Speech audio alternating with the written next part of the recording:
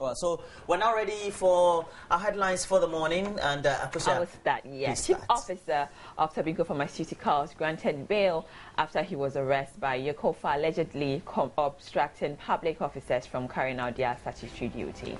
Executive Director for the Center for Freedom and Accuracy, Andrea Awuni, instructs solicitors to discontinue his suit against the sale of Merchant Bank to private equity fund Fortis at the fast-track High Court in Accra. And meanwhile, Information Minister Mahama Yariga has denied claims President Mahama prevented Merchant Bank from recovering a debt owned by engineers and planners. Well, this thing, we have the details, and it's up next.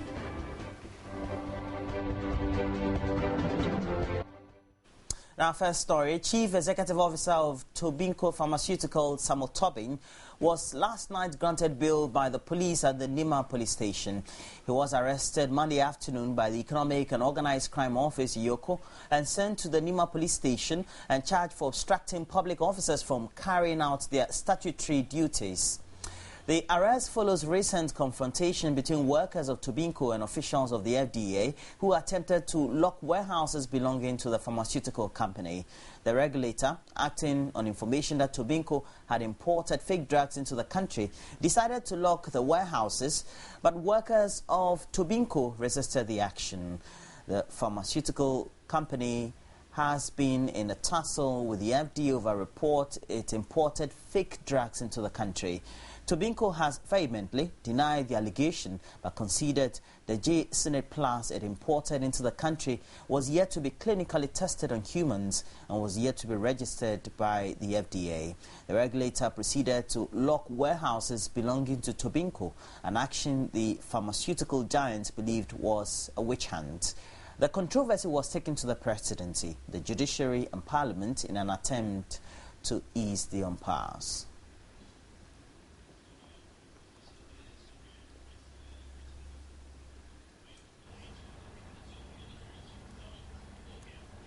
Executive Director of Center for Development and Accuracy, Andrea Awuni, has instructed his solicitors to discontinue the sale against Merchant Bank to private fund Fortis at the fast-track High Court. The center wanted the transaction giving away 90% shares of the bank for 90 million Ghana cedis to Fortis abrogated.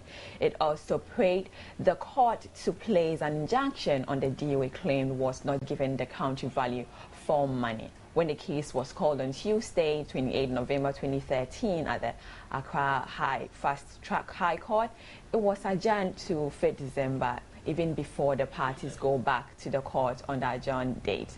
Lawyer for the Center for Development and Accuracy, Egbert Fabio, confirmed to Joy News Monday that he was being instructed to stop pursuing the case of the Fast High Track Court. However, he disclosed the news to Joy News that the case would be fought at the Commercial Division of the High Court. They also have went to court to place an injunction on the sale again. The lawyer said his client would now be seeking relief against 13 persons, including the Merchant Bank, Social Security, National Insurance, Trust Bank, Bank of Ghana, and Fortis and KPMG as first, second, and third, fourth, and fifth defendants, respectively. The rest on one direction of the board of Merchant Bank.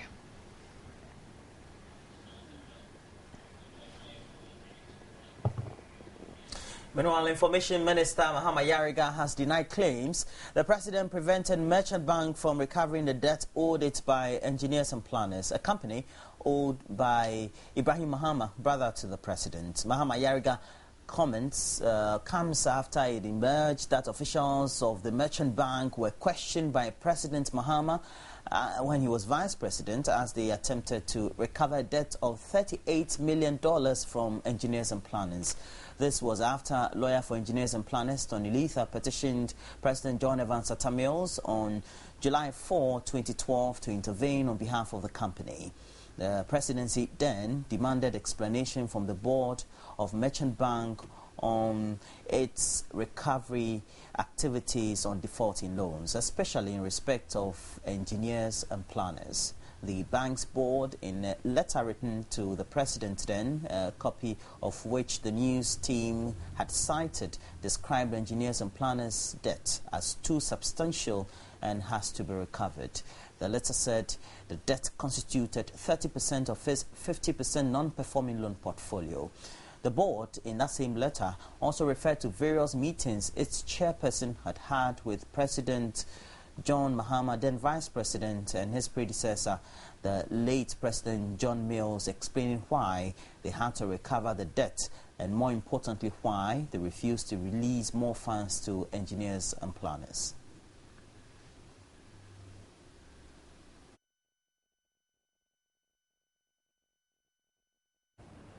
Government is set to renegotiate its agreement with multinational firms, especially those in mining, in a bid to stem the massive fight of foreign exchange from the country, often through illegal means. President John Mahama made the announcement when a high-level panel on the illicit financial flows led by former South African President Tobinco called on him at the Flagstaff House. The illicit outflows are said to be the main channel used to companies by organizations to smuggle massive amounts of cash and avoid paying taxes. It was also disclosed at the meeting that Africa loses about $100 million each year through this channel by companies, especially multinationals, often seeking to repatriate their profits. The high-level panel on illicit financial flows, a 12-member committee, is therefore in the country as part of continental efforts to end the forex flight, on a focus on countries with large extractive industries as well as post-conflict countries, as these have been identified as the vulnerable. The trustee of the committee, Mukongu Gambu, indicated that pricing of equipment imported and nature of concession granted makes it easy for the multinationals to carry out some malpractices. Former South African President Thabo Mbeki was hopeful their regional engagement, especially with the private sector and civil society, will be beneficial to the cause. President Mahama said economic pressure on Ghana, coupled with the country's bid to attract foreign investors, may have contributed to its vulnerability, but added government has already put in measures to curtail.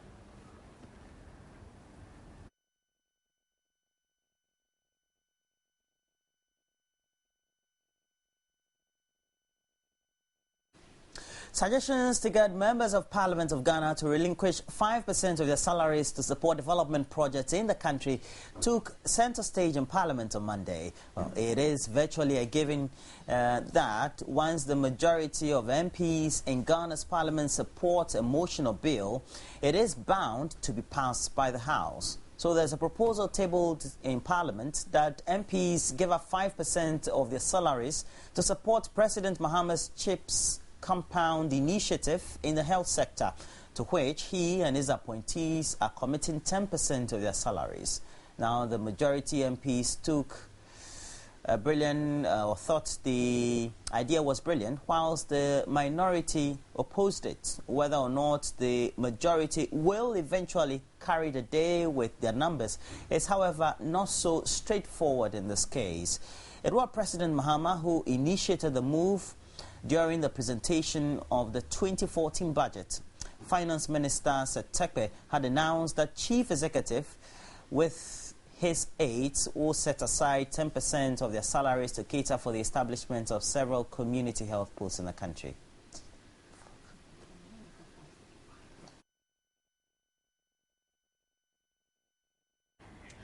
Documents relating to some compensation paid to persons who lived around the Volta Lake during the construction of Yakosombo Dam could not be provided by the representative of the Ministry of Finance.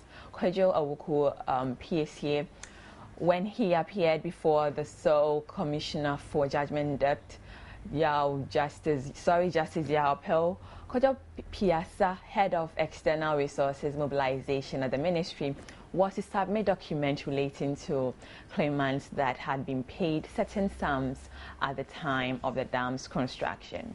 Other documents on the land valuation report are expected to be supplied by the Land Commission when its office appears on Tuesday, December 3. Another case between the Registrar General and Kojo Aban Survey company was adjourned to December 11.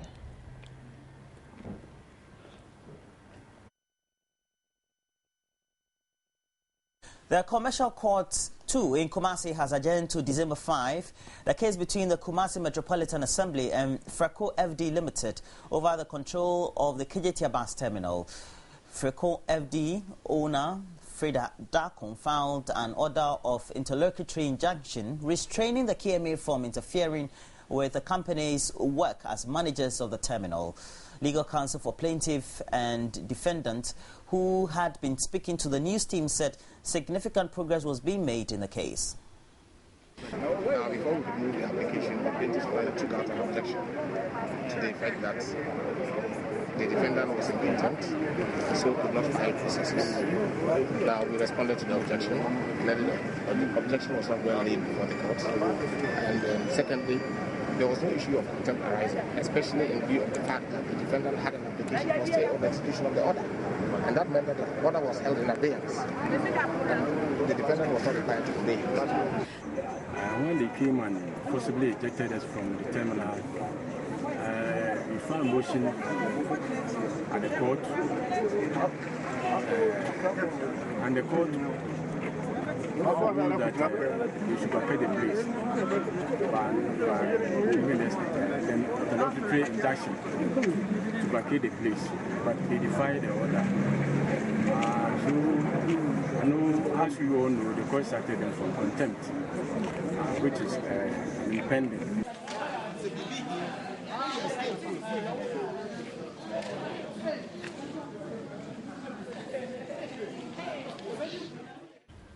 Energy drinks packed with caffeine can change the way the heart beats, research warns. The team for the University of Bonn in Germany imaged the hearts of 17 people an hour after they had energy drink. The study showed contractions were more forceful after the drink. The team told the annual meeting of the Radiological Society of North America that children and people with some health conditions should avoid the drink. Researcher Dr. Jones Donner, until now, they haven't known exactly what effects these energy drinks have on the functions of the heart. They show the chamber of the heart that pump blood around the body. The left ventricle was contracting harder an hour after the energy drink was taken at the start of the study.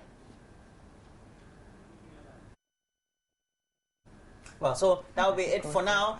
A recap of our top stories for the morning. Chief Executive Officer of Tobinco Pharmaceuticals granted bail after he was arrested by Yoko for allegedly obstructing public officers from carrying out their statutory duties.